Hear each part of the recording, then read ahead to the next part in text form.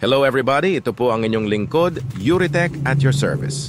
Ang pag-uusapan po natin ngayon sa videong ito ay tungkol po sa pagre-repair ng sirang hinge ng mga laptop. Ang sirang hinge ay common issue ng anumang brand ng mga laptop. Ang number one reason kung bakit sirain ang hinge ng mga laptop ay dahil sa gawa lang naman sa plastic ang housing ng mga laptop, pangalawa hindi maingat sa paggamit ng laptop. Kaya kung may laptop kang sira ang hinge, huwag mo nang pagtiyagaan yan.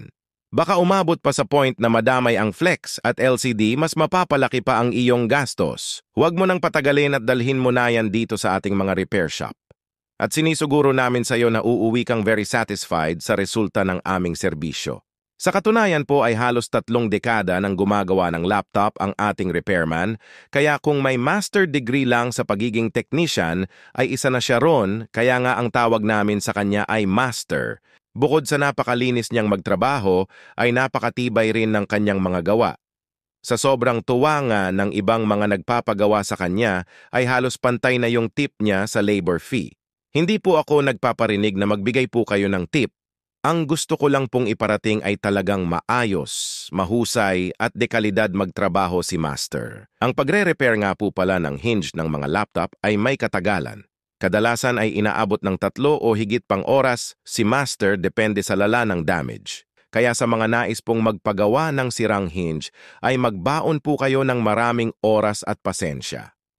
Makakatulong din po kung kukuha muna po kayo ng appointment sa pamamagitan ng pag-message sa ating Facebook page para mapaghandaan po namin ang inyong pagpapaayos. Ang napapanood nyo po sa inyong mga screen na ginagawa ni Master ay maingat niyang pinapanday ang pagkakabitan ng hinge. At kung mapapansin nyo na plastic lang yung kinakapitan ng hinge kaya madaling bumigay.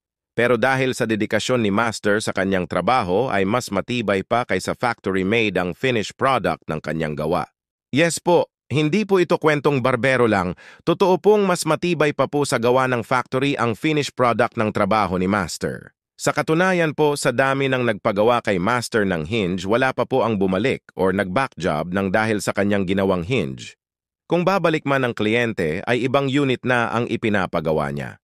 At ito na po ang final finished product ng gawa ni Master ngayon. Sa umpisa ng videong ito ay nakita natin na humiwalay na ang LCD sa laptop at halos hindi na maibuka ng normal. Ngayon po ay balik normal na ang laptop kahit i-close open na ni Master ng paulit-ulit ay hindi bumibigay ang kanyang hinge. At sa pagtatapos po ng videong ito ay nais ko po kayong pasalamatan sa inyong panonood. Maraming salamat po at mag-iingat po kayong lahat. Hanggang sa muli po. Salamat!